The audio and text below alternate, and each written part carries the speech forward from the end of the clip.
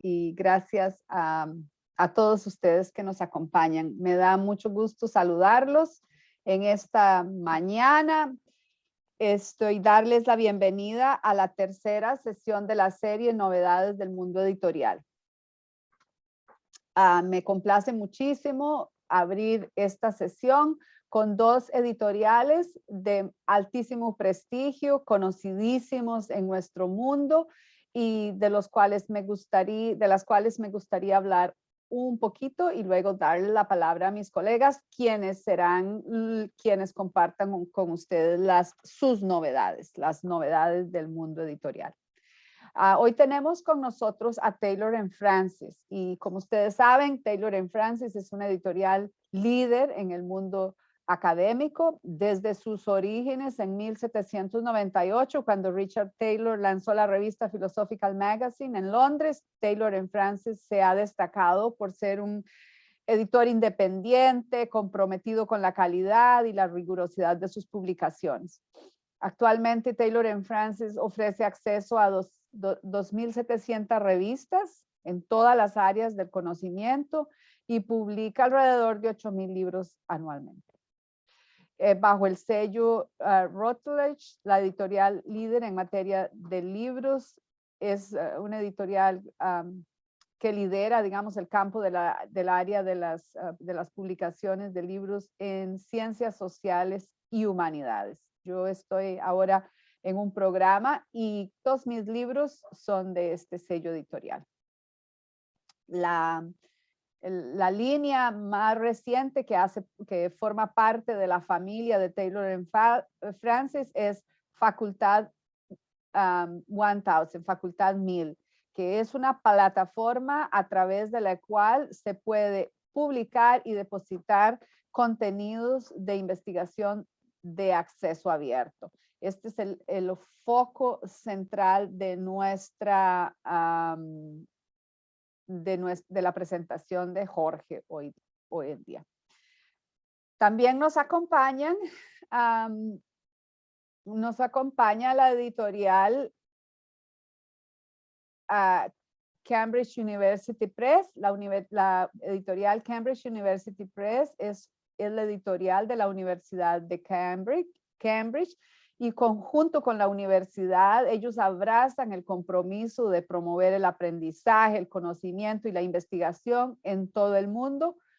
Cambridge University Press publica 380 revistas y más de 33,000 libros electrónicos. Es reconocida en todo el mundo como una de las editoriales académicas más prestigiosas, con publicaciones en disciplinas tan diversas como la astronomía, la literatura, la economía, las matemáticas y la política.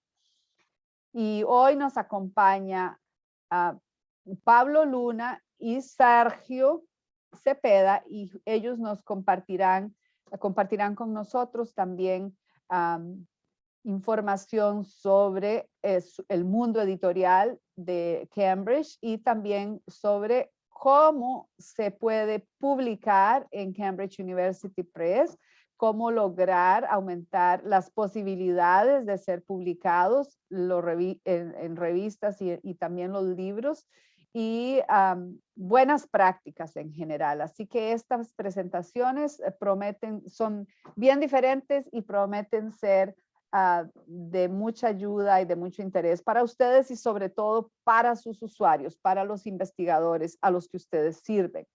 Antes de empezar y darle la palabra a Jorge, me gustaría que los tres, Sergio, Juan y Jorge, se presenten, nos cuenten dónde están, qué hacen y nos den un poquito de información de cada uno de ellos. A Jorge David, yo no sabía que eras Jorge David. A Jorge lo conocemos nosotros y ustedes probablemente porque Jorge es un personaje popular en nuestro mundo, y activo y presente en eventos, entonces posiblemente lo conocen.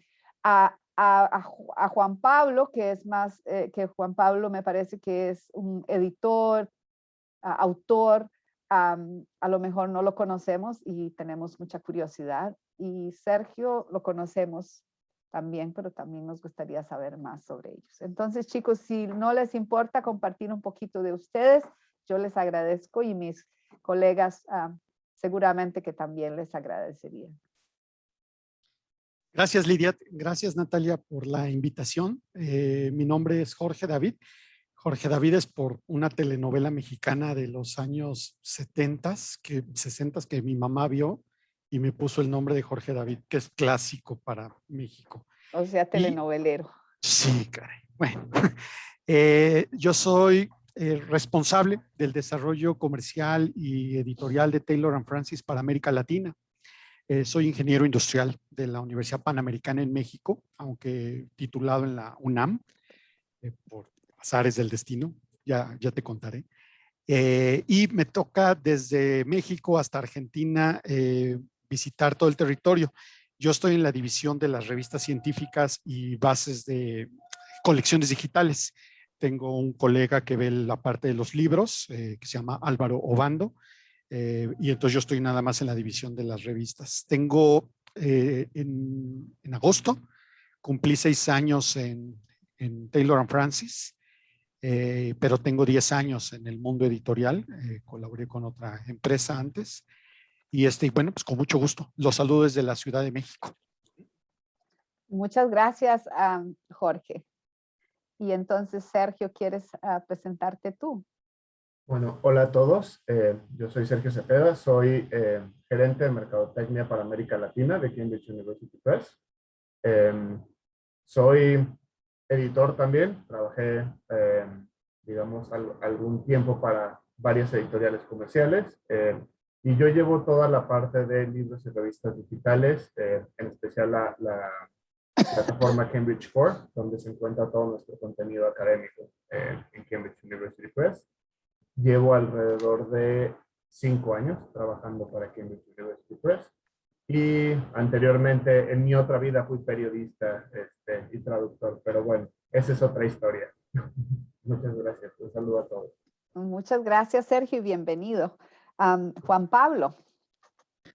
Bueno, muchas gracias por la invitación. Yo soy cientista político, trabajo en la Universidad Católica y mi relación con Cambridge es primero como autor. He publicado un par de libros en Cambridge y estoy ahora terminando un textbook sobre política latinoamericana que sale el año que viene.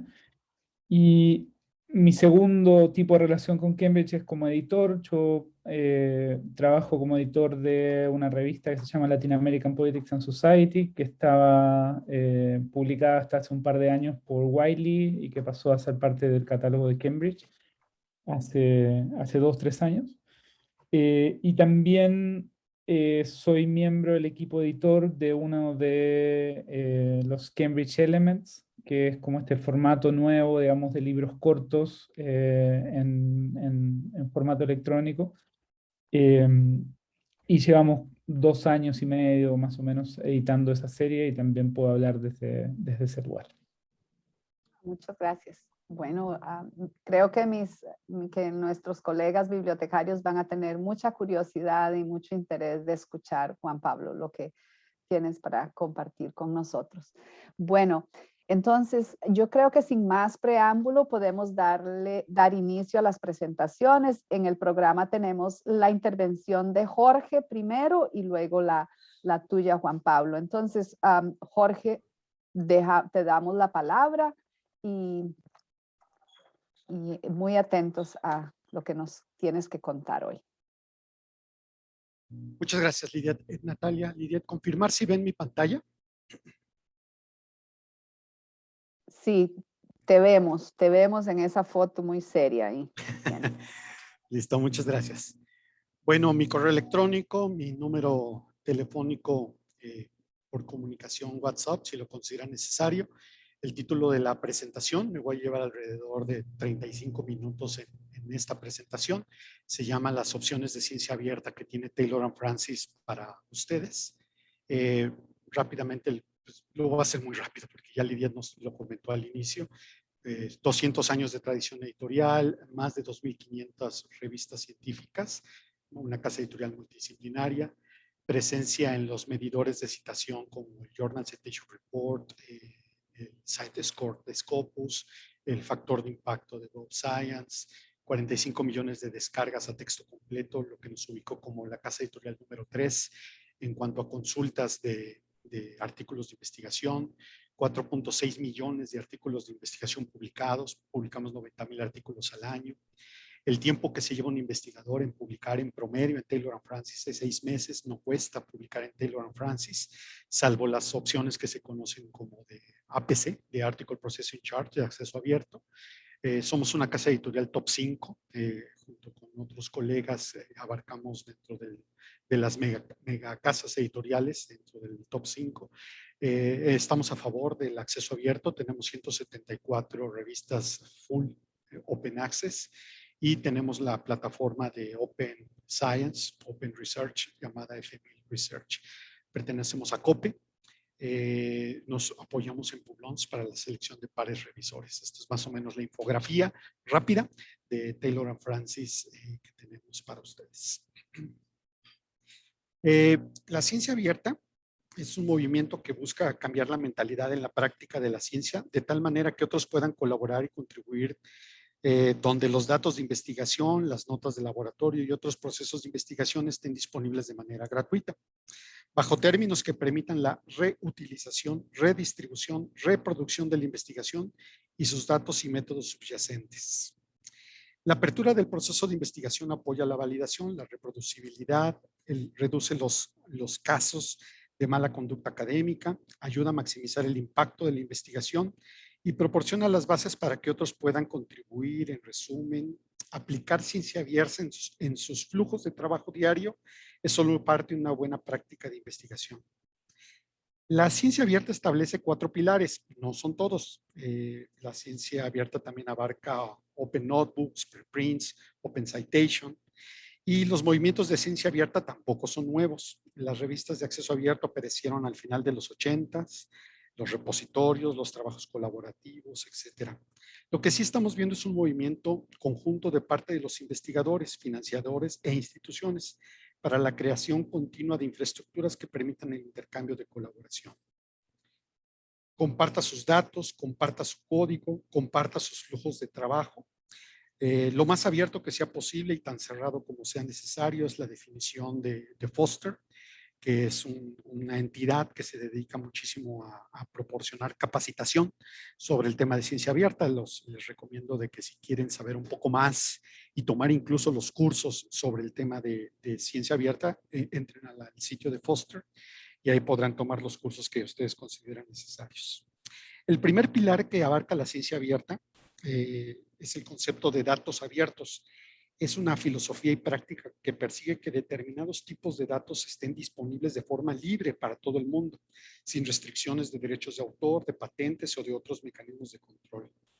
La investigación basada en datos se ha convertido rápidamente en la norma en todas las disciplinas para respaldar la validación de sus hallazgos y permitir que otros desarrollen su trabajo. Primero debe asegurarse que otros puedan encontrar sus datos. Esto significa darle identificadores únicos, un DOI, ponerlos en un repositorio que admita búsquedas públicas y tener claro lo que otros pueden y no pueden hacer con ellos mediante la aplicación de una licencia adecuada. Es sabido que el costo por no compartir los datos es muy alto, casi 10.10 mil millones de euros al año es lo que estima la Unión Europea en un análisis que realizó sobre la enorme ineficacia de tratar de reproducir los hallazgos sin tener los datos abiertos disponibles. Cuando se conocen los datos, se crecen las citas, algunos externan su preocupación al compartir los datos y se sigue el principio que mencioné de tan abierto como sea posible, tan cerrado como sea necesario. Este tema del Open Data, que es uno de los pilares de la ciencia abierta, yo lo hago la similitud como cuando hacemos los exámenes en la universidad o en la maestría y nos hacen la pregunta y directamente ponemos el resultado sin haber puesto el desarrollo. Y el profesor evidentemente nos va a poner un tache o puede ser que nos quite puntos. Eso es lo que sucede actualmente con la gran mayoría de las publicaciones científicas. Se publican los hallazgos, los resultados, pero difícilmente se publica la metodología de cómo se llegó a ese resultado.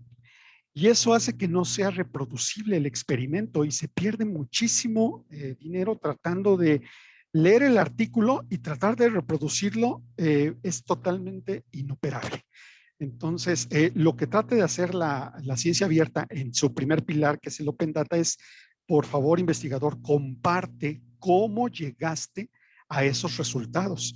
Y ese es el esfuerzo que está tratando de hacer el primer pilar de la ciencia abierta. El segundo pilar es conocido como Open Code.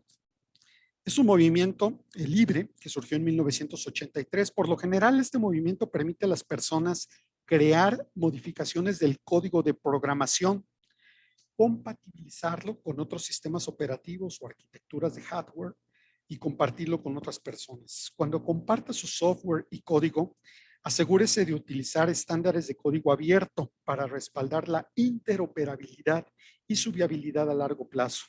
Asegúrese de poner su código en un lugar donde puedan buscarlo y acceder a él, por ejemplo, CodeOcean o GitHub, donde debe tener clara la licencia con la que se comparte el código. Muchos artículos de investigación en matemáticas utilizan programación en código y lo mismo, difícilmente se comparte. Lo que pide la ciencia abierta es que por favor compartan el código abierto con el que desarrollaron su proyecto de investigación utilizando estas plataformas que están disponibles y esto permite la reproducibilidad y la utilización del código en futuros proyectos de investigación.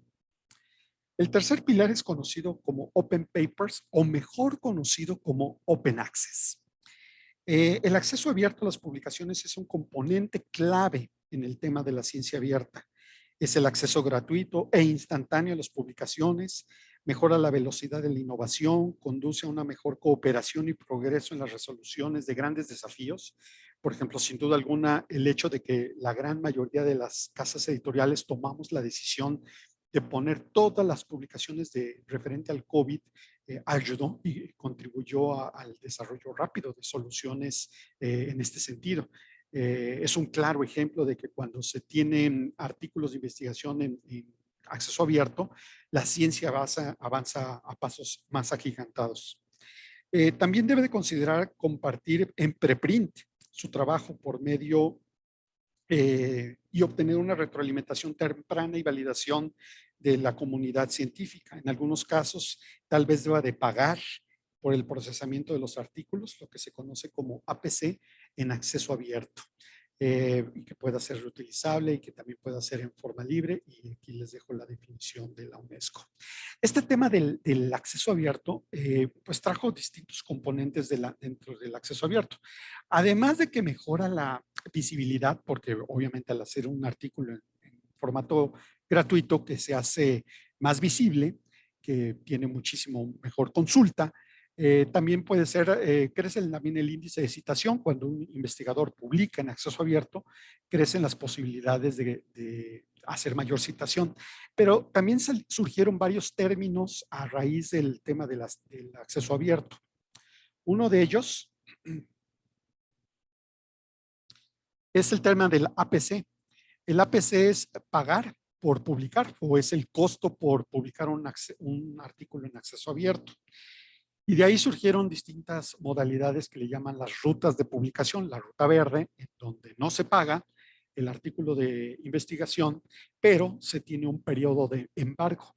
El artículo no puede colocarse dentro de algún repositorio hasta que se cubra un periodo de embargo. En el caso de Taylor & Francis es de 12 meses en la rama de las ciencias tecnológicas, en la rama de las ciencias duras, y de 18 meses en la rama de las ciencias sociales y medicina.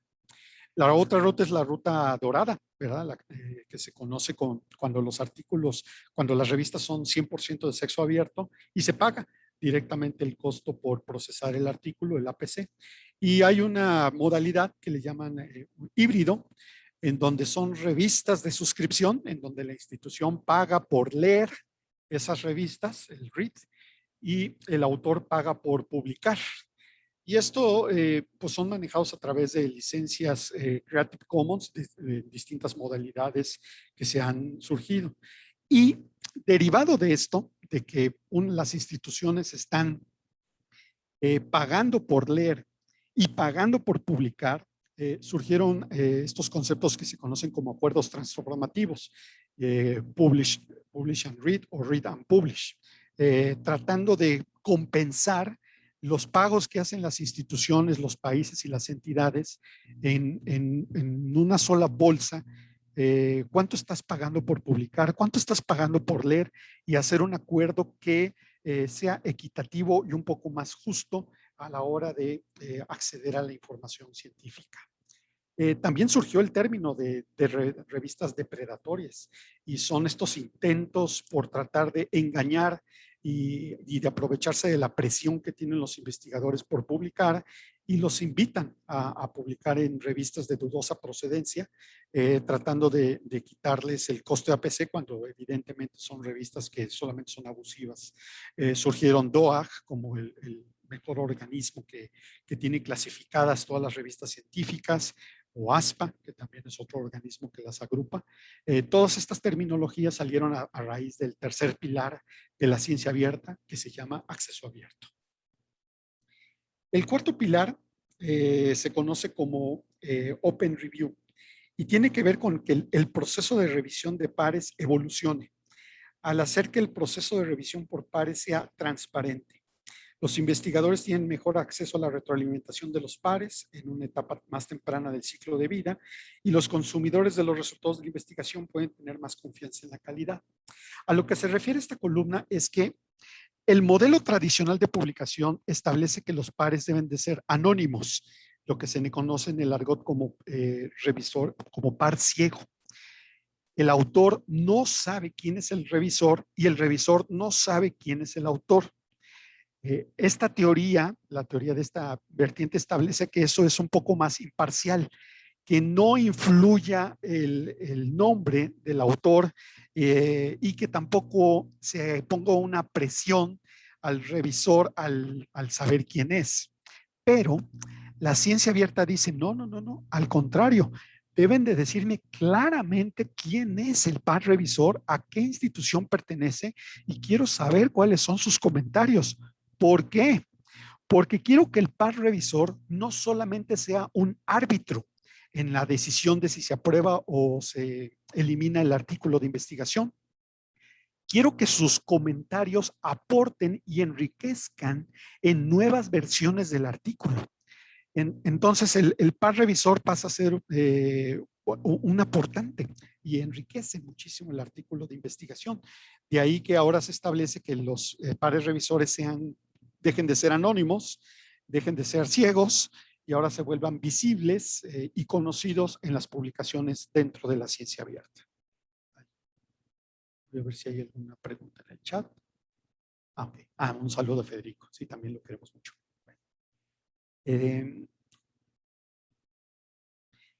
Entonces, en Taylor & Francis tenemos 3 modelos actualmente de publicación.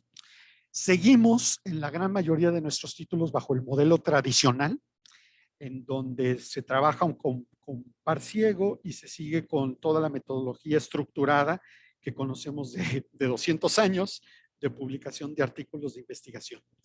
Sin embargo, también reconocemos que hay algunas revistas que están en transición. Por ejemplo, esta revista que se llama All Life es una revista de acceso abierto que ya permite el Open Data dentro de su estructura. Esta revista se llama Open Life, y que además es de acceso abierto. Cuando uno visualiza uno de los artículos, cualquier artículo, obviamente se puede descargar el PDF porque es de acceso abierto, pero además de eso, se establece que por favor el autor comparta sus datos de investigación, y ya empiezan a verse visibles estos datos de investigación en los artículos de investigación publicados dentro de esta revista de Taylor & Francis. Entonces, pero no sabemos quiénes son los pares revisores, entonces no puedo decir que esta revista sigue los lineamientos de ciencia abierta porque no me dice gran parte del último pilar que establece la ciencia abierta. Entonces lo llamamos como una revista en transición. Cuando esta revista ya publique abiertamente quiénes son los pares revisores, podemos decir que está totalmente de ciencia abierta.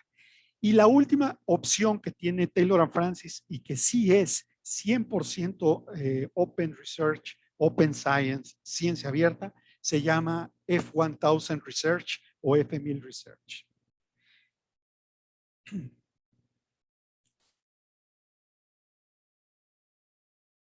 F1000 Research es una plataforma que sigue los lineamientos de Open Research o ciencia abierta y que le permite publicar su investigación de forma rápida, abierta y sin restricciones.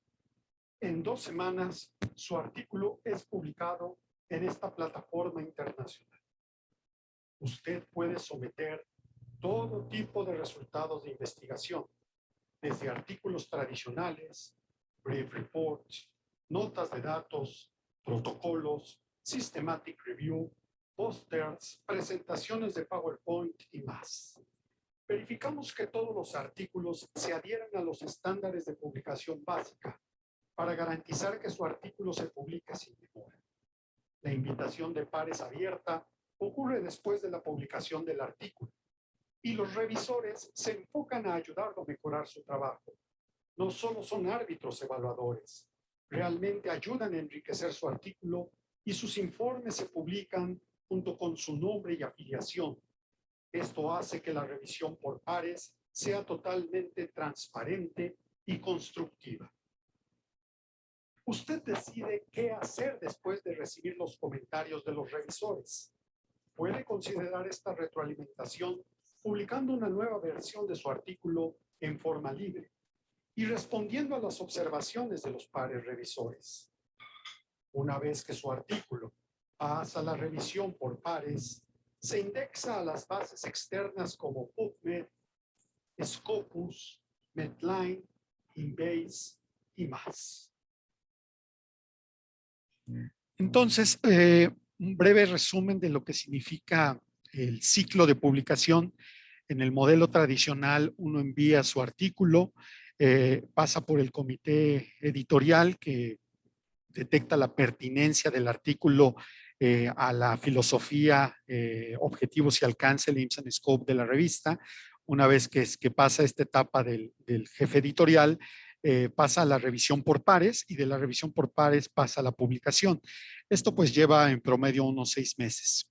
En cambio, en F1000 Research se establece que primero se publica el artículo y después se revisa.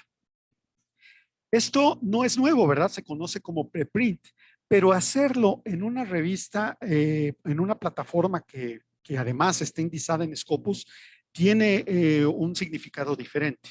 Entonces, se envía el artículo. En 2 semanas, cuando más, el jefe editorial determina si es aceptado o no aceptado. Y me equivoqué, no es el jefe editorial, es un comité editorial quien determina si el artículo es revisado. Pasa a revisión. Es publicado el artículo. En esta etapa ya está indizado en Google Scholar y ya puede comenzar a ser visible, citado, etc. Imaginen ustedes los investigadores jóvenes que quieren ver su artículo ya publicado en una plataforma internacional. F1000 Research es una excelente alternativa para los jóvenes investigadores que buscan que su artículo sea publicado rápidamente. Correcto. El mismo par revisor sugiere quiénes pueden ser los pares revisores, pero no tiene comunicación con él. Toda la comunicación es a través del comité editorial para garantizar un poco la influencia e imparcialidad de los pares revisores. Una vez que el par revisor, que ahí sí se puede llevar unos meses en hacerlo, aprueba el artículo, pasa a las indexaciones de PubMed o de Scopus. Es decir, el artículo puede ser publicado, pero hasta que no pasa la revisión por pares, no se va a Scopus. La plataforma es multidisciplinaria. Ustedes pueden publicar sobre cualquier temática. tiene presencia, por supuesto, en Simago, tiene cuartil Q1 en el área de medicina y además también es de acceso abierto. Por eso es que se invita a los responsables de biblioteca a que incorporen dentro de su AZ de directorio de bases de datos a F1000. Son artículos multidisciplinarios de acceso abierto que deberían de estar en cualquier base de datos de biblioteca dentro de esta sección de multidisciplinarias, en la A, la Z, en la F, ¿verdad? De F1000 Research. Les muestro rápido la plataforma, por ejemplo. Yo hago aquí esta es la plataforma, es un motor de búsqueda sencillo. Cuando uno hace una búsqueda, por ejemplo, yo aquí busqué sobre una temática de un artículo de investigación, lo traduje al español nada más para facilitar la presentación, pero está en inglés. Usé el traductor de la máquina. Me muestra el detalle de quiénes son los autores. Este es un autor de la Universidad Industrial de Santander y que con una participación, él es el autor en correspondencia, con una participación del Instituto Nacional de Salud. El artículo es un estudio que se hace sobre la presencia de cáncer infantil en niños menores de 15 años, ¿verdad? Y trata de determinar si hay una cuestión geográfica para el tema del cáncer, ¿verdad? Bueno, entonces, el tema de la ciencia abierta establece que deben de saberse quiénes son los pares revisores. Entonces, aquí en este caso, nosotros podemos visualizar quiénes fueron los pares revisores del artículo. Vemos que son 4 pares revisores. Uno pertenece a una universidad en Argentina, otro en la India, uno más en Francia y uno más en el Reino Unido. Sabemos sus nombres, sabemos su afiliación. Podemos visualizar, por ejemplo, que 3 de ellos aprobaron con reservas el artículo, uno definitivamente lo rechazó. Esto fue el 21 de febrero, el 9 de febrero del 21. Esto obligó a los investigadores a que hicieran una siguiente versión. Y esta versión ya fue aprobada por los 3 revisores, todavía está en espera de la tercera, pero al ser aprobado por 3 revisores ya es automáticamente indexado en Scopus. Entonces yo puedo ver que este artículo, que es agrupación de cánceres infantiles, yo ya lo puedo ver directamente en Scopus. Aquí está el artículo y ya puede ser monitoreado y citado como debe ser. También, por supuesto, que está dentro de Google Scholar, ¿verdad? Ahí está la presencia y también está presente dentro de PubMed en su clasificación. Entonces, como pueden ver, la plataforma, además de ser totalmente transparente, porque los artículos, ustedes pueden leer las revisiones que hacen, los comentarios abiertamente que hace el par revisor y ver por qué lo está aprobando con reservas o ver incluso por qué lo rechazó este par revisor. Pueden visualizarlo y leer las causas por las cuales no fue aprobado el artículo. El artículo interesante, pero bueno, ok. Y ustedes pueden ver cómo los autores ya fueron considerando los distintos comentarios que se hicieron a los evaluadores. Y hemos editado el título, hemos añadido la tabla 1, hemos eliminado las figuras 3 y 4, porque siguieron las recomendaciones de los pares y ya los pares no se volvieron solamente aprobadores o desaprobadores de los artículos, sino que ya además pudieron retroalimentar y construir un poco más sobre el artículo. Bueno, lo que estoy mostrando para ustedes tiene la intención, 2 intenciones. Una es que conozcan que es una plataforma de acceso abierto, todos los artículos están en acceso abierto, y que también conozcan que esta es una iniciativa que fue aprobada por uno de los miembros del Plan S europeo. F1000 Research es la plataforma oficial de Horizons y Horizons es uno de los miembros del Plan S. lo que hace que todos los artículos de investigación que están siendo publicados a través de la financiadora Horizons están apareciendo dentro de FMIL Research. Sí tiene un costo, el APC es totalmente transparente dentro de en ese sentido.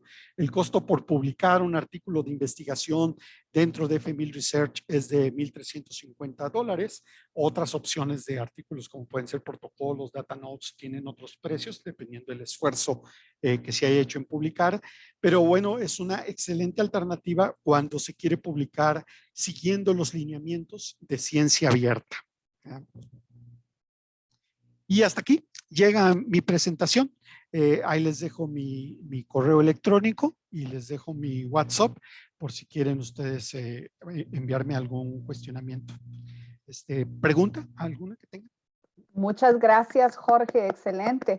Yo creo que van a haber muchas preguntas, vamos a tener muchas preguntas para ti, me parece, porque esta es un tema novedoso y me imagino que tal vez para muchos sea la primera vez que asisten a una presentación de esta plataforma y sobre todo que permite más o menos realizar lo que son las premisas de la ciencia y el acceso abiertos.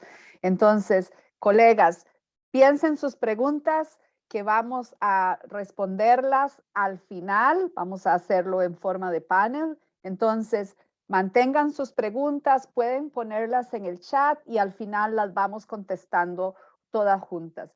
Les pido a los panelistas que si ven una pregunta para ustedes, esperemos para que las respondamos verbalmente y después para que todos las conozcan y después vamos a responderlas en el chat si ustedes quieren que se queden las respuestas grabadas ahí.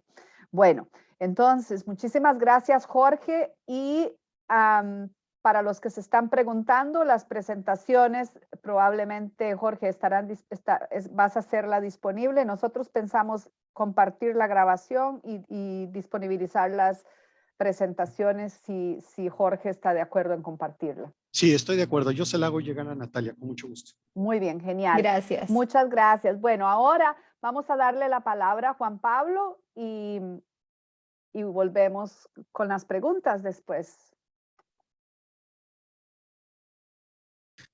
Bueno, muchas gracias por la invitación de nuevo. ¿Me escuchan bien ahí? Sí, perfecto. Okay. A ver, a mí honestamente me cuesta un poco, digamos, tratar de saber cuáles son las demandas y las preguntas que tienen. Por lo tanto, voy a hacer una presentación bien breve y la idea es, ojalá, dejar el mayor tiempo posible para preguntas y respuestas de manera de poder hablar sobre cosas que les interesen y no sobre cosas que no sean tan interesantes. A ver, a mí lo que me gustaría, digamos, comentar, digamos, solo como eventual, digamos, catalizador de la conversación, es un poco la experiencia que he tenido con los años de intentar ayudar y de promover publicaciones de colegas basados en América Latina, en editoriales, digamos, globales y tanto en formato de libro como en formato más de revista y ahora un poco lo que planteaba Jorge de Open Science y de journals de buena calidad, ¿no? Entonces, creo que es bueno, digamos, para entender un poco cuáles son las dificultades que los académicos basados en América Latina tienen para acceder a estas revistas, pensar un poquito, digamos, cuál es la estructura de incentivos en la cual están operando los académicos hoy, ¿no? Jorge mencionó la presión por publicar, ¿no? Y eso es una presión cada vez más fuerte. Estamos en un contexto en el cual las universidades latinoamericanas están fuertemente presionadas, por ejemplo, para figurar bien en rankings. En varios países esa figuración en los rankings está asociada a financiamiento de las universidades o a financiamiento de los investigadores vía los sistemas nacionales de investigación. En estos últimos 15, 20 años, gran parte de los países de América Latina han desarrollado sistemas, aunque sean incipientes, de sistemas nacionales de investigación, ¿no? Está obviamente el sistema mexicano, el sistema chileno, el sistema brasilero, digamos, son pioneros en ese sentido, el sistema argentino, pero incluso países pequeños como Uruguay, como Perú, han empezado a montar sus sistemas, digamos, de investigación nacional. Y en esos sistemas pesa mucho en los criterios de evaluación las publicaciones indexadas y las publicaciones de calidad en este tipo de editorial. Entonces, por un lado tenemos esa presión, ¿sí? Y por otro lado tenemos, digamos, hay una cantidad cada vez mayor de colegas formados en Europa o en Estados Unidos, en términos de sus posgrados, pero también hay muchos y muchas que están siendo formadas en sistemas académicos latinoamericanos, donde también se ha enfatizado en los últimos años la formación doctoral, ¿no? Y ahí hay, yo diría, como varias cosas que atentan contra o que de alguna manera limitan la capacidad de nuestros colegas latinoamericanos de publicar sus textos en este tipo de formato. Y son limitaciones más bien de forma, más que de contenido, ¿no? Y de alguna manera hay muchas veces a nosotros nos pasa, por ejemplo, como editores de la serie de Elements, que tratamos, digamos, de empujar la publicación de colegas latinoamericanos, cuyo trabajo valoramos mucho y cuyo trabajo circula mucho en español, ¿sí? Pero al tratar de incluso invitándolos a mandarnos una propuesta, invitándolos a generarles un espacio, ¿sí? Tenemos problemas, y son problemas más bien de forma y de cómo se encara la publicación, más que en términos de el contenido sustantivo de la investigación que se está haciendo, ¿no?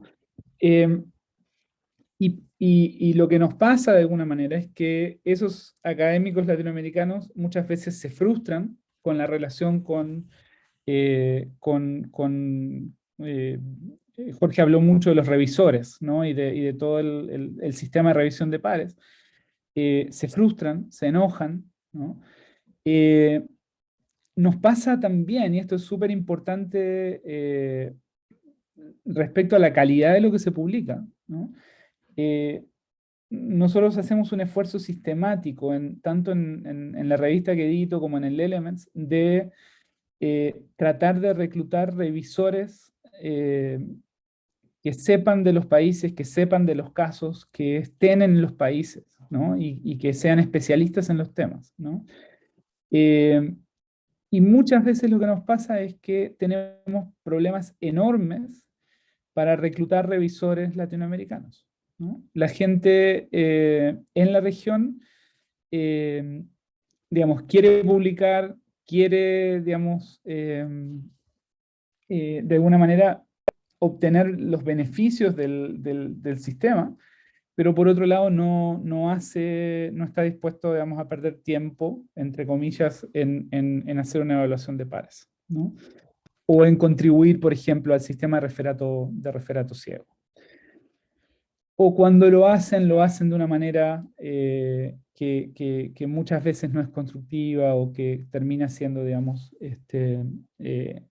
poniendo a los editores en problemas, digamos, ¿no? O en la necesidad de salir a conseguir otra revisión. Entonces, yo creo que parte de lo que digamos, nosotros debiéramos tratar de hacer desde América Latina es, de alguna manera, limar estas asperezas, limar, digamos, trabajar para que estas cuestiones que quedan como perdidas en la traducción, ¿no? Y que no son y no tienen que ver con la calidad de la investigación que se hace en la región, terminen, digamos, podamos de alguna manera limarlas y trabajarlas para mejorar la capacidad de nuestros académicos y académicas de beneficiarse de publicaciones de alto nivel, ¿no? Y de contribuir más activamente, digamos, a este sistema. Yo les decía de nuevo, digamos, hay mucho que tiene que ver con forma, y creo que hay mucho que ganar para las universidades, para los académicos basados en América Latina, en términos de entender cómo funciona el sistema, entender cuáles son las reglas y las reglas formales del sistema, para poder eventualmente colocar publicaciones en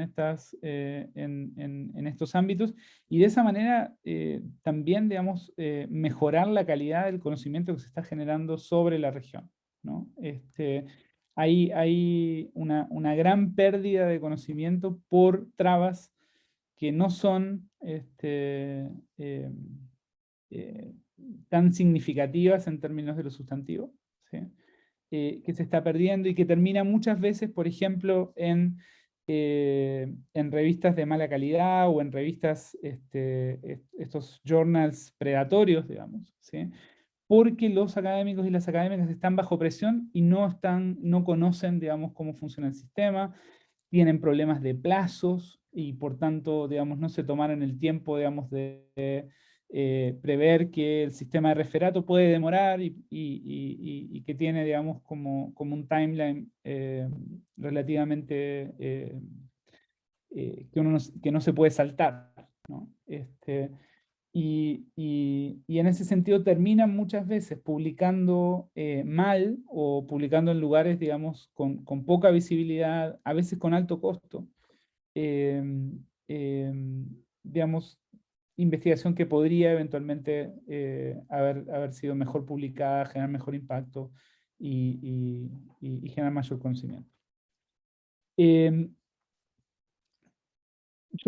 en general, en estas charlas, digamos, las veces que he hecho charlas como esta, le hablo a colegas que están tratando y a colegas jóvenes que están tratando de publicar.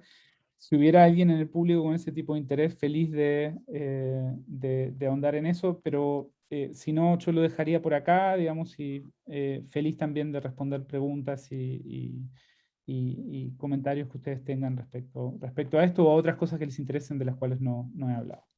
Juan Pablo, yo creo, muchísimas gracias por la reflexión tan atinada a lo que, al objetivo de esta plática, y también en complemento y en paralelo a la presentación de Jorge sobre el tema de la ciencia abierta y los, digamos, los imperativos que están detrás de este movimiento. Este grupo es un grupo de bibliotecólogos, Juan Pablo, pero ellos apoyan a los investigadores. Los bibliotecarios y bibliotecarias, por lo general, son personas a quienes los autores van para pedir consejos sobre dónde y cómo publicar. Entonces, con esto en mente, sería muy útil para ellos los consejos que tú les puedas ofrecer sobre qué sugerirles a sus usuarios cuando vienen a la biblioteca con la pregunta de ¿qué hago? ¿Cómo logro que me publiquen en Cambridge University Press, por ejemplo? Dale. Mira, yo creo que lo primero, digamos, es que los autores muchas veces de la región tienen como temor y ven con mucha distancia, digamos, este tipo de editoriales, sobre todo los que están entrenados, digamos, en en la región. Entonces, lo primero sería, digamos, y yo creo que es importante, poner a disposición vínculos, por ejemplo, ¿no? Hay, digamos, muchos de esos vínculos para los académicos gringos y los latinoamericanos que podemos viajar se generan en conferencias anuales, ¿no? Donde van las editoriales y donde están los editores de cada disciplina. Yo creo que las bibliotecas de las universidades latinoamericanas podrían, por ejemplo, poner a disposición vínculos que muchas veces para quienes están basados en la región parecen lejanos, ¿no? Y son relaciones personales, ¿no? Es parte de lo que hay que entender también. O sea, digamos, facilitar la vinculación con editores es importante. Más allá de eso, a mí, digamos, parte, digamos, creo que el mensaje que hay que dar es que la relación con este tipo de editorial hay que llevarla con cuidado, o sea, es como un one shot, ¿no? O sea, uno no puede, reciben muchas propuestas, reciben muchísimas pitches y prospectus al día, ¿no? Y en ese sentido hay que ser como bien estratégico de cuándo usar la relación, cuándo usar el vínculo con un producto que sea atractivo y con un producto que esté maduro, ¿no? A mí me pasó personalmente, digamos, por un tema también de presión y demás, de mi primer libro, salir a venderlo antes de lo que estaba listo, ¿no? Tuve suerte, pero terminó cambiando muchísimo la relación entre lo que salí a vender y lo que terminé publicando, pero me podían haber dicho que no, y debieron haberme dicho que no con mi primer pitch, ¿no? Entonces, creo que en ese sentido, una sugerencia, digamos, que me parece puede funcionar, digamos, como universalmente es organizar book workshops. Y esto es algo que las bibliotecas podrían hacer a nivel de las universidades latinoamericanas, ¿no? En muchos departamentos gringos y europeos, cuando alguien tiene un manuscrito de libro, se le organiza un taller, ¿no? Donde se invitan 2, 3 personas expertas, digamos, en el tema, que son o no son cercanas a la persona, y donde el departamento local aporta estudiantes de doctorado, aporta a otros colegas, y entre un grupo de 7, 8 personas se lee todo el manuscrito y se trabaja el manuscrito en 2, 3 días en detalle, ¿no? Y lo que usualmente sucede después de un workshop de ese tipo es que la persona que pensó que tenía el libro terminado tiene por delante 1 o 2 años de trabajo para mejorar el libro, arreglar el libro, incorporar sugerencias, etc.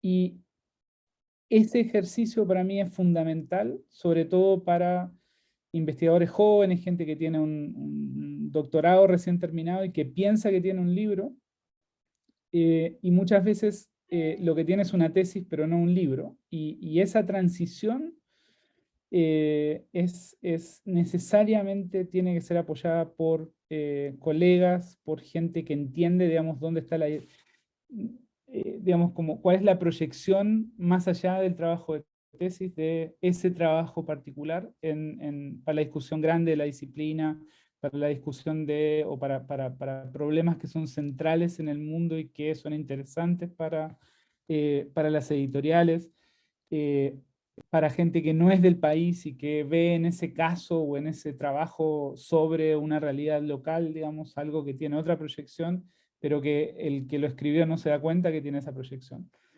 Entonces, yo diría estimular lo más posible a que los autores, digamos, se tomen un año más, generar ámbitos de retroalimentación o prácticas de retroalimentación que muchas veces terminan mejorando bien fundamentalmente el producto y haciéndolo mucho más exitoso. Y en ese sentido yo creo que hay que entrenar a los autores a que el proceso es largo, es un proceso, digamos, que requiere trabajo con otros, ¿no? Y que no es básicamente terminé el libro, lo envío y lo van a publicar, ¿no? Creo que muchas veces los académicos locales ven esto como una relación directa de tengo un manuscrito, lo mando y no entienden el trabajo que hay por detrás y la lógica colectiva que hay por detrás. Y creo que las bibliotecas en ese sentido pueden hacer un buen trabajo, digamos, como de socializar a los autores en este tipo de lógica, que es la que funciona finalmente en estos ámbitos, y es como funcionan estos ámbitos, ¿no? Y después lo otro, y termino con esto, creo que el mercado está cambiando, ¿no? O sea, por ejemplo, antes era usual que uno organizaba una conferencia y de esa conferencia sacaba un edited issue en una revista o un edited volume en una editorial, ¿no? O sea, juntaba los papers de la conferencia y armaba un edited issue de un journal o le ponía una introducción, una conclusión y sacaba un edited volume. El mercado editorial hoy está cada vez más restrictivo para ese tipo de formato, ¿no? En los journals nosotros nos pueden mandar un paquete de artículos, pero los mandamos a cada uno a referato individual, y lo que nos pasa usualmente es que nos llegan 8 artículos y terminan siendo publicados 2, 3, con suerte, ¿sí? Edited volumes hay cada vez menos, ¿no? Tienen que ser sobre tópicos súper importantes, no es hacer una conferencia sobre cualquier cosa y sacas un libro editado, ¿no? Por otro lado están los formatos nuevos de libros breves, ¿sí? Los journals han acortado el espacio y son artículos cada vez más breves, y hay gente que tiene artículos que no llegan a ser libros, pero que tampoco pueden ser reductibles, digamos, o reducibles a un formato de 4.000 palabras o 8.000 palabras, y hoy hay posibilidad de publicar en formato de 15, 20.000 palabras en Elements, en Pivot, en distintos short introductions en Oxford. Hay distintos formatos breves que permiten, digamos, también sacar publicaciones interesantes y de circulación en este tipo de editoriales. Eso. No sé, digamos, por dónde más quieren seguir. Muchas gracias, Juan Pablo. Aquí tenemos una pregunta en el chat de Elizabeth Yolanda, y ella dice, y esta te la planteo a ti y se la planteo también a Jorge. Básicamente, ¿qué tipos de publicaciones se pueden presentar a los journals? Diseños experimentales, descriptivos, un poco de información en este tema. Y yo agregaría, Juan Pablo, en relación con la revista que usted dirige, yo preguntaría, te pediría agregar cuáles son los criterios y qué lleva al rechazo de 6 de 8 artículos que llegan para consideración para ser publicados. Entonces, la pregunta para los dos, y un poquito de elaborar en el caso tuyo a Juan Pablo sobre lo que motiva el rechazo. ¿Por qué se rechazan 6 de 8 artículos que llegan al consejo editorial de la revista?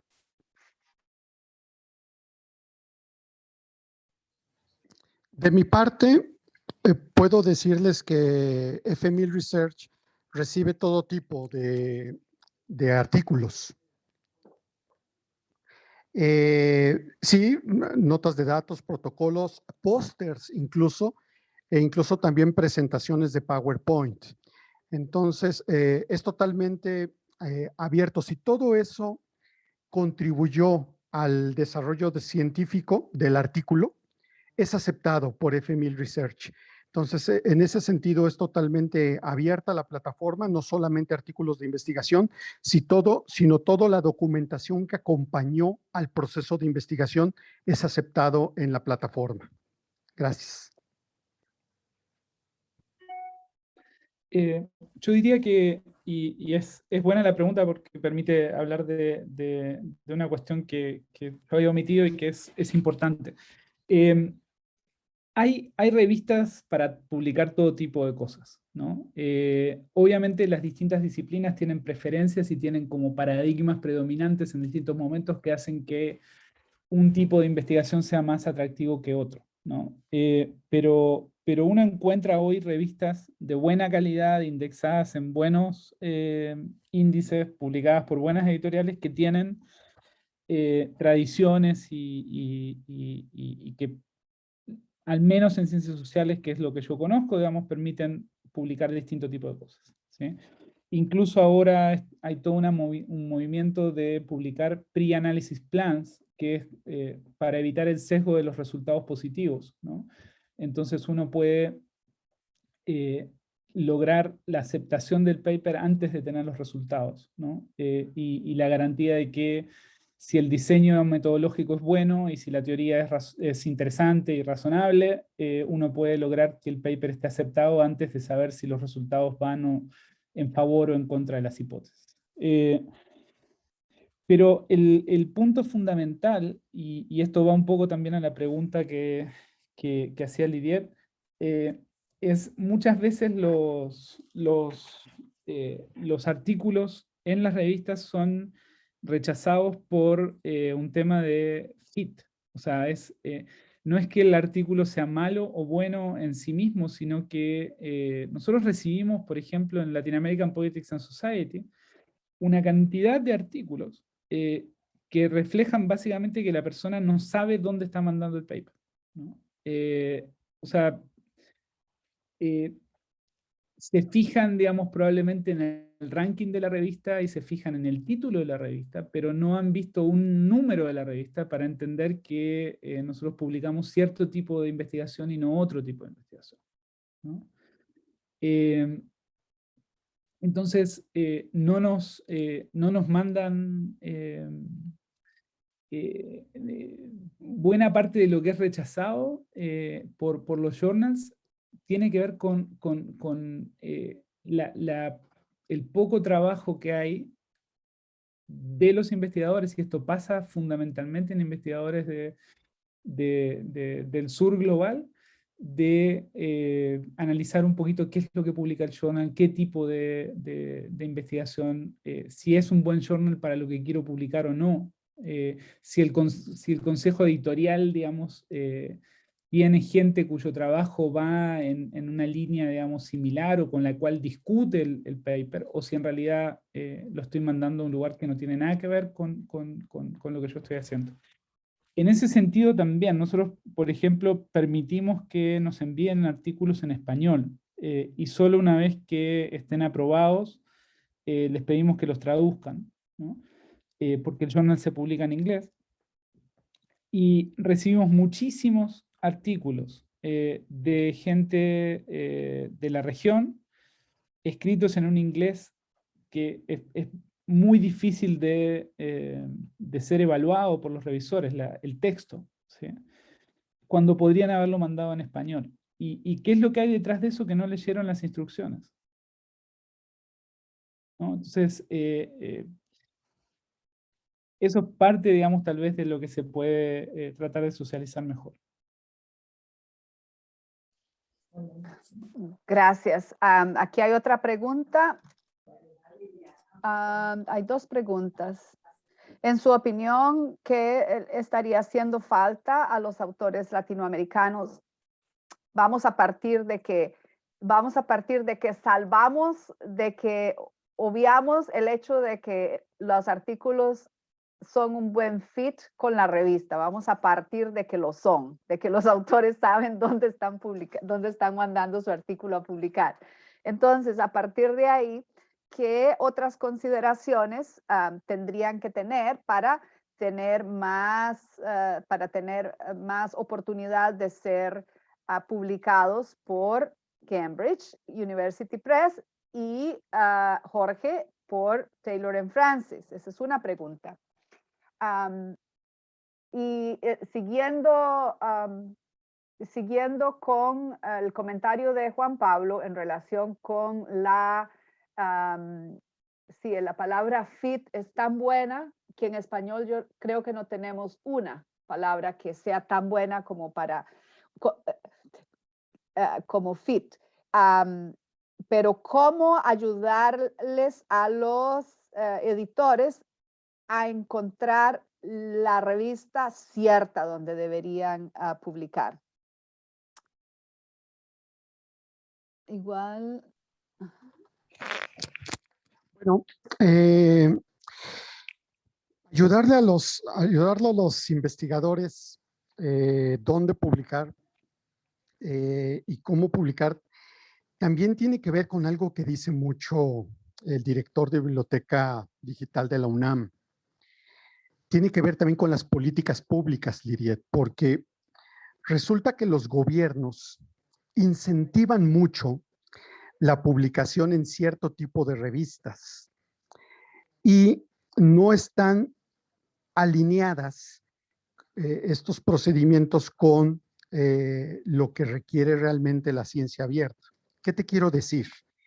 Por ejemplo, en México se incentiva la publicación en revistas cuartiles superiores Q1, Q2 con factor de impacto en Web of Science o en Scopus. Lo mismo en Colombia, lo mismo en Chile, lo mismo en muchos países de América Latina.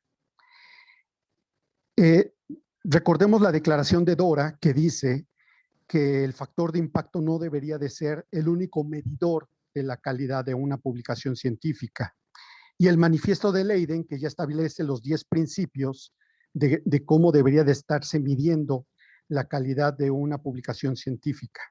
Entonces, en la medida que también las instituciones y los gobiernos se vayan desprendiendo de este lazo ejecutor de Scopus Web of Science, la ciencia se va a abrir y las posibilidades de los autores se van a abrir totalmente.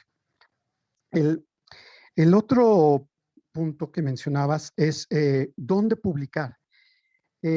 Las casas editoriales hemos desarrollado una herramienta que se llama Journal Suggester, recomendador de artículos. Esta herramienta permite que con base en el abstract del artículo, utilizando herramientas de inteligencia artificial, te sugiera dónde podrías publicar tu artículo. Entonces, uno coloca simplemente el resumen, el abstract de su artículo y ya le hace una recomendación de dónde publicar, en qué revista. Eso ayuda un poco a seleccionar un poco en dónde podrían publicar su artículo. Gracias. A mí me había quedado pendiente razones por las que, o criterios por los cuales no se publican artículos. Básicamente nosotros dependemos de un sistema, en nuestro caso, de evaluación de pares ciega, doble ciega, en el cual, digamos, cada artículo se manda a evaluar a... esto depende también porque estamos enviando, para que se hagan una idea de los problemas que tenemos para conseguir reviewers. Hoy mandamos el artículo a 14, 15 personas para recibir, ojalá, 3, 4 reviews a los 2, 3 meses. Y a veces recibimos 2 y tenemos que quedarnos con 2, ¿no?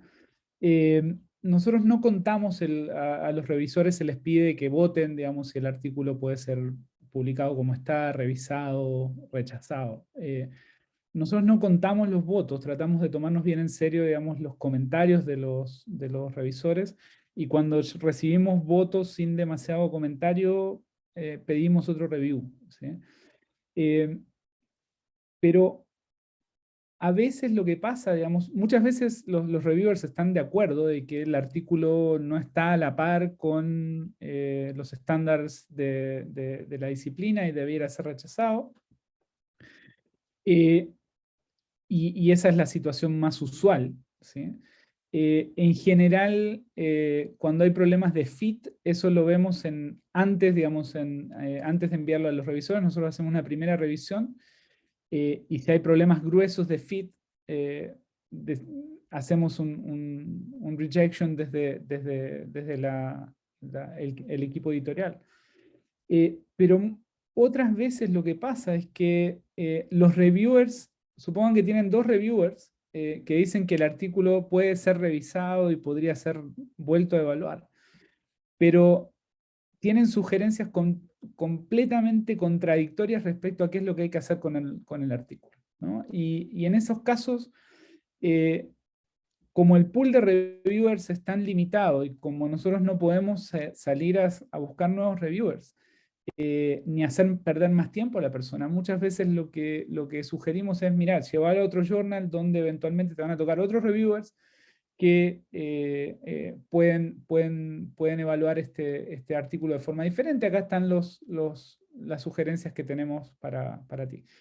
Yo creo que me parece súper buena la herramienta de inteligencia artificial, la forma intuitiva de hacer eso, que es como un Tinder de abstracts, ¿no?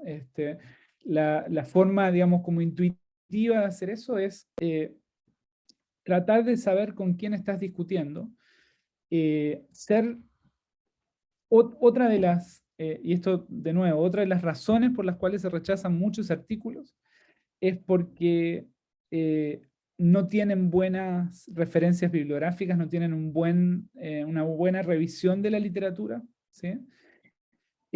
Muchas veces los reviewers se enojan y una de las formas más rápidas de rechazar un artículo es diciendo: esta señora o este señor se olvidó de citar a fulano, mengano, sultano, que han dicho cosas relevantes para decir en este campo hace 2 años, ¿no? Entonces, yo diría, una receta, digamos, para que el paper sea rechazado es no tomarse en serio la literatura que hay existencia, ¿no? Y pensar que uno está descubriendo América, digamos, con lo que está publicando. Y si uno hace una buena revisión de la literatura, debiera saber más o menos dónde publica o dónde salieron los argumentos con los cuales está discutiendo, a los cuales está complementando, y de esa manera enviarlo a journals que publican ese tipo de investigación y que están interesados en ese tipo de temas, ¿no? Tiene más que ver con eso, yo creo. Con ser como súper conscientes de no solo lo que uno tiene para decir, sino, digamos, como dónde se publican ese tipo de argumentos, quiénes son los que los publican, qué tipo de argumento o de framing es importante, es interesante hacerle al finding que uno tiene o no tiene en su investigación.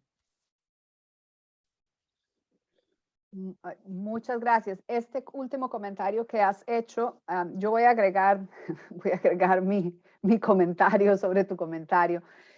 Tiene mucho sentido, es muy pertinente, y solo para compartir y reafirmar lo que he escuchado de otra editorial, y es la editorial de la IEEE. Ellos son especializados en el área de electrónica, ingeniería eléctrica, etcétera. Y lo que han podido determinar es que cuando las bibliotecas utilizan esas revistas, esas bibliotecas, esas instituciones terminan publicando más en esta plataforma. Y la razón es precisamente lo que tú has planteado. A través del contacto con esos contenidos, ellos descubren posibilidades de publicación, un poco pueden también ver el ejemplo, el formato del artículo, la formalidad que lleva, y con ello aumentan las oportunidades para ser publicados.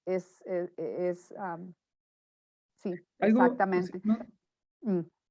Sí, adelante.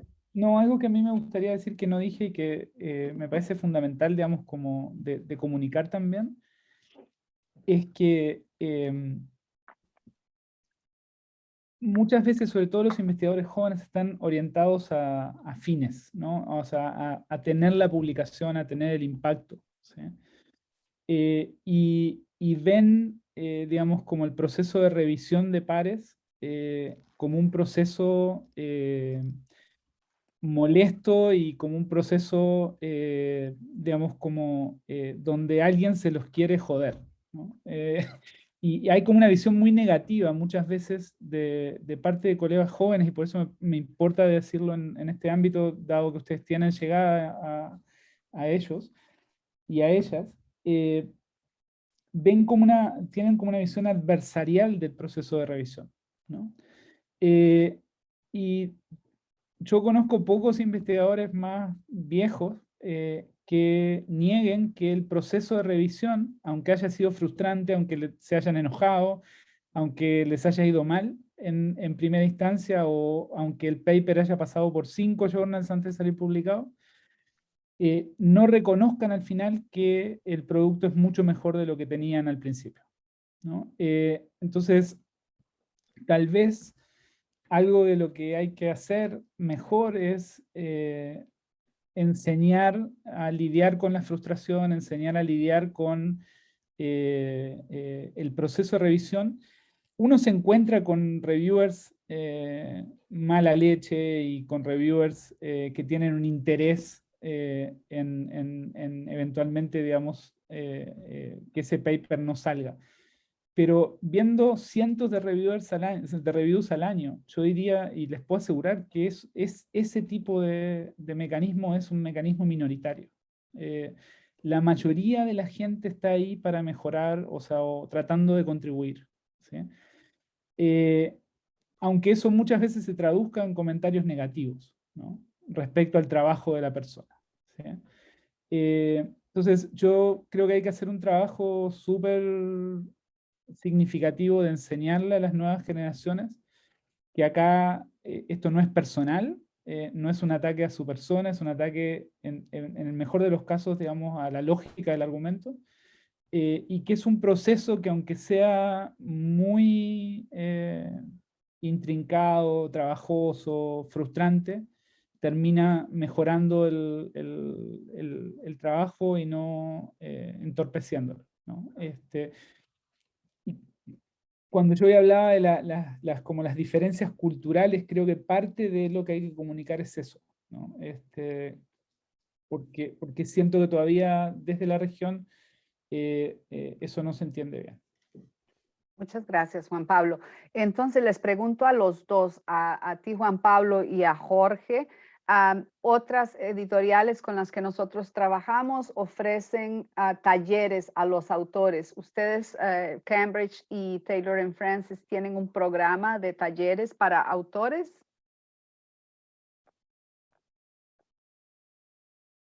Jorge, ¿te desapareciste?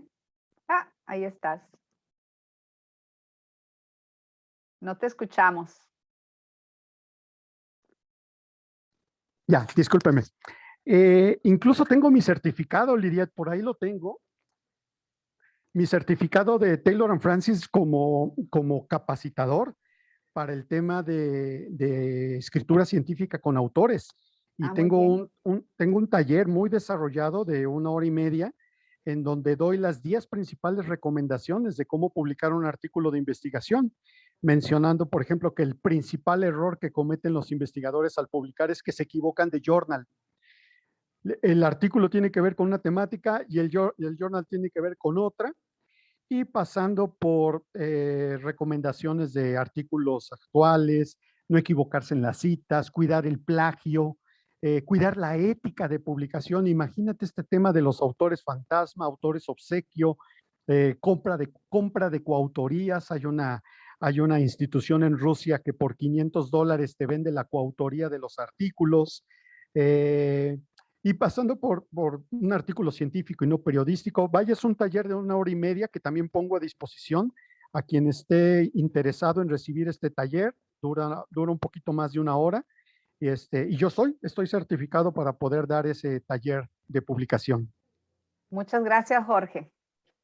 Pues yo creo que nuestros colegas lo van a tomar en cuenta y van a tomar la palabra para organizar algunos talleres de autoría.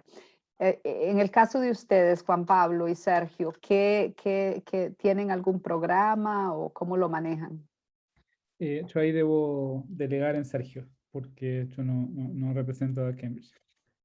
Sí, bueno, en ese sentido depende mucho del área temática, digamos, y de lo que se quiera publicar. Mi experiencia personal con esa clase de talleres es un par de talleres que se dio sobre todo a autores de ciencia política, y es cuando ya tienen un manuscrito, digamos, casi listo para publicar, ¿no? Entonces se reúnen, digamos, un par de editores de Cambridge, en el caso de libros en específico, cuando ya están aceptados, para trabajar el manuscrito. Si hay, por ejemplo, como comentaba Juan Pablo, revisiones arbitradas, digamos, contradictorias, por así decirlo, ¿no? Y donde tienen que hacer un trabajo un poco más fino y más detallado del manuscrito, ¿no? Esos talleres sí se ofrecen y sí se dan, y también a lo largo del año tenemos capacitaciones un poco más generales, digamos, no tanto por área disciplinar, sino para investigadores en ciencias sociales, por decir algo, ¿no? O en humanidades. Esa clase de talleres, digamos, son un poco distintos, no son de trabajo fino en manuscritos, pero son de recomendaciones generales, ¿no? Que pueden ayudar sobre todo en etapas iniciales de envíos de manuscritos. Cuando un investigador no ha enviado su manuscrito, o investigadora no ha enviado su manuscrito y apenas está buscando la revista adecuada para publicarlo, esa clase de talleres pueden ayudar a definir criterios para elegir la revista. Entonces, en resumen, sí tenemos esa clase de talleres y los ofrecemos a lo largo del año. Muchas gracias.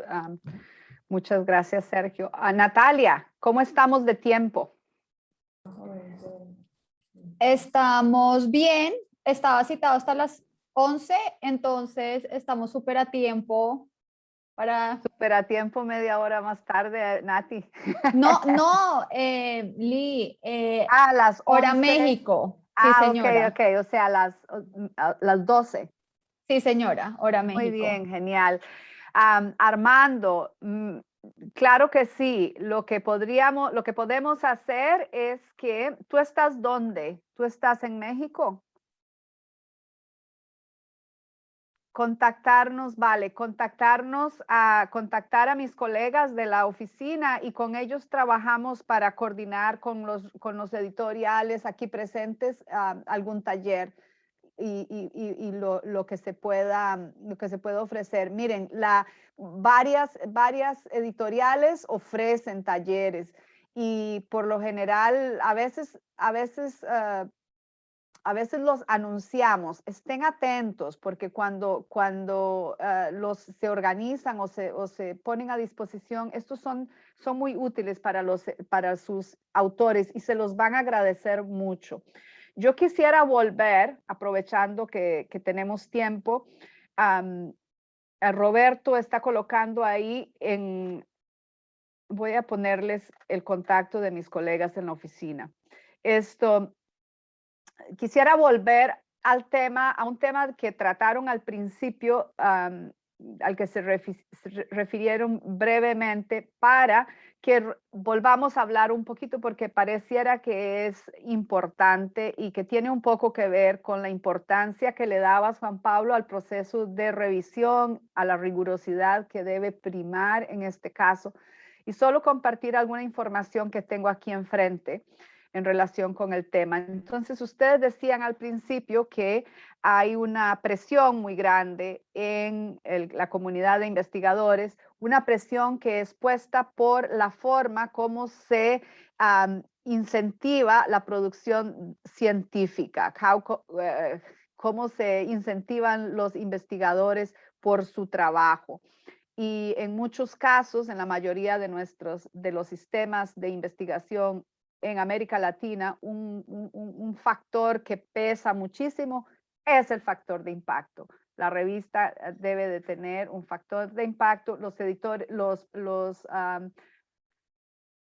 autores, los investigadores tienen que producir. Entonces, esto ha puesto una presión muy grande para publicar y se dice que uno publica o uno perece. Y en este sentido, hay datos que dicen que hay una carrera, es como una locura por publicar. Y, por ejemplo, alguna información que yo recogí por ahí en algún momento, 1 millón de artículos nuevos se indexan cada año en PubMed. Esto significa que se indexan alrededor de 2 papers, 2 artículos por minuto. Esto representa un aumento anual de un 9% de artículos. Un investigador publica 72 papers al año. Eso significa un paper cada 5 días. Y tal vez lo que más me asusta a mí de estos datos es que la mayoría de la investigación se hace en los campos de las ciencias de la salud. Para que tengan para hacernos una idea de la magnitud, de la cantidad que se está produciendo, lo que le deja a uno dudas de la calidad y de lo que un poco ha llevado a todo este movimiento de la ciencia abierta, la reproducibilidad de esos artículos.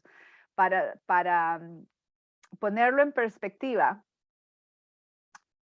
Einstein publicó del 1901 al 54, 300 artículos.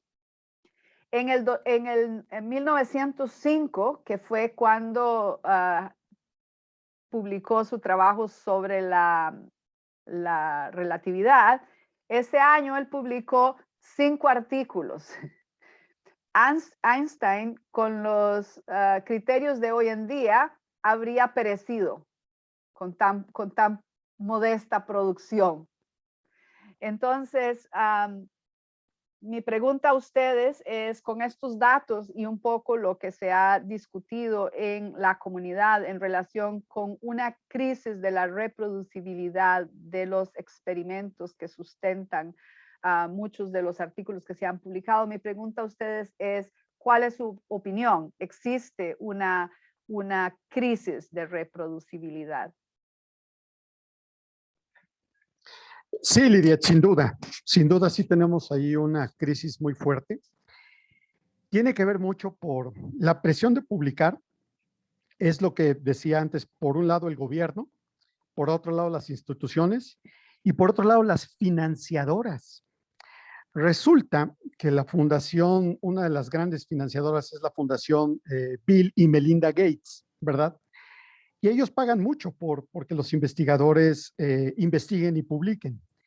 Pero la molestia de ellos era que todo se iba a acceso de suscripción. Y entonces decían, oye, yo estoy pagando la investigación y no está saliendo en acceso abierto la investigación. Y entonces ellos fueron uno de los impulsores de Plan S en Europa. Entonces, en Europa el Plan S estableció obligatorio la producción en acceso abierto. Eso se llama mandatorio, mandates. Entonces, eso favoreció que se diera una vorágine de producción científica, porque por un lado, pues ya no pagan la publicación los autores, sino la pagan los gobiernos o las financiadoras. Y por otro lado, esto no ha sucedido en América Latina. En América Latina no es obligatorio publicar en acceso abierto. Además, es decisión del autor en dónde publicar. Además, el dinero que consolida los APCs viene del autor.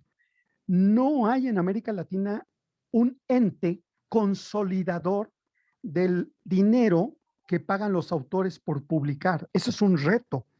Las bibliotecas están muchas de ellas tomando ese rol, tratando de decir y averiguar primero quién está pagando los APCs y dentro de todo ese mar tratan de consolidarlo para ordenar un poco la publicación tanto en acceso abierto como en acceso de pago. Estos datos que mencionaste vienen mucho por autores obsequio, Lidiet. El autor no participa en el proyecto de investigación y más bien por su nombre es colocado dentro del artículo, pensando que por el renombre del autor van a influenciar en la casa editorial o en la decisión de si se publica el artículo o no, y esto no es así. Las casas editoriales nos regimos por COPE y COPE establece la imparcialidad de la revisión del artículo. Hay mucho que hacer, la verdad, reconozco en ese sentido. Sí hay una vorágine de publicación y hay toda una transición que todavía hay camino por recorrer. Gracias. Muchas gracias, Jorge. Sí, yo coincido, el sistema está quebrado. Piensen lo siguiente, o sea, todos esos números de artículos y el aumento va de la mano y en paralelo con un alza en las tasas de rechazo. Entonces, es mucho más lo que se produce y lo que se rechaza y lo que se revisa por los reviewers que lo que sale publicado, que ya es un número increíble, ¿no? Y ahí hay un desfase bien fuerte en términos del sistema de incentivos, que está fijado en el impacto de las revistas, no en el impacto de las publicaciones y de los artículos, ¿no? Que hace que muchos investigadores hoy, yo hablo desde la perspectiva de los investigadores, estén obsesionados con el número de publicaciones, el factor de impacto, y no tanto con que su investigación tenga algún sentido, digamos, para la vida real, digamos, o que tenga algún impacto real, digamos, en términos de la sociedad o del ámbito en el cual esté trabajando, ¿no? Y también pasa que a veces artículos publicados en revistas oscuras, o sea, y no estoy hablando de revistas, digamos, como predatorias, pero revistas, digamos, que no tienen tan alto índice de impacto, aunque demoran un poquito más en ser visibilizados, a veces terminan teniendo más circulación que artículos publicados en grandes revistas que nadie lee, ¿no? o que poca gente lee. Lo otro que es, para mí es súper interesante de ver como tendencia es el ciclo de vida de los artículos, ¿no? O sea, tenemos muy pocos artículos clásicos hoy, ¿no? O sea, si uno mira los patrones de citación de los artículos, se citan mucho, muy rápido y pasan al olvido muy rápido, ¿no? Eso quiere decir que la calidad de lo que estamos produciendo tal vez no sea tan relevante o tan perdurable como lo era en el pasado, ¿no? Entonces hay distintos indicadores que muestran, digamos, que tenemos un sistema bastante quebrado. Muchas gracias, Juan Pablo, y muchas gracias a Jorge. Yo voy a preguntar una vez más a mis colegas, mis colegas bibliotecarios, si hay más preguntas, comentarios, reflexiones en torno de estos temas tan interesantes y tan relevantes y sobre todo tan pertinentes para la biblioteca. Esto es cuando hablamos de publicar y de orientar a los investigadores a publicar. Esta es una tarea fundamental que las bibliotecas tienen que reclamar y hacerse protagonistas. Esta es una necesidad planteada por sus investigadores. Entonces, les consulto si tienen alguna otra pregunta, comentario.